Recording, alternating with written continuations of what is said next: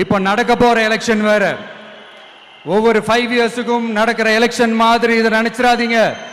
50 வருஷத்துக்கு ஒரு வாட்டி நடக்க போற ஒரு எலெக்ஷன் மாதிரி இது. அதிசய எலெக்ஷன்.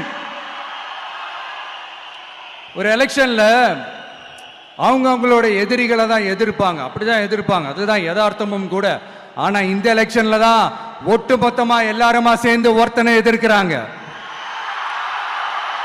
ஒட்டுமொத்தமா எல்லாருமா சேர்ந்து இந்த விஜயை எதிர்க்கிறாங்க.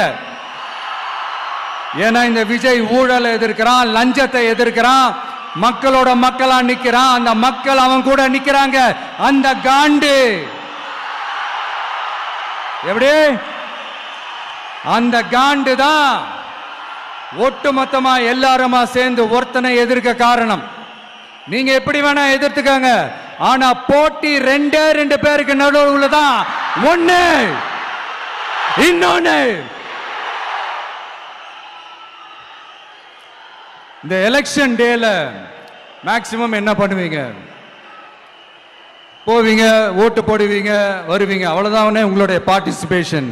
ஆனா இந்த எலெக்ஷன்ல நீங்க பங்கெடுத்துக்க போறீங்க. எஸ், உங்க வீட்டில் இருக்கிற ஒரு விஜய் தான், உங்க வீட்டில் இருக்கிற ஒரு விஜய் தான் வேட்பாளரா நிக்க போறாங்க. உங்க வீட்டில் இருக்கிற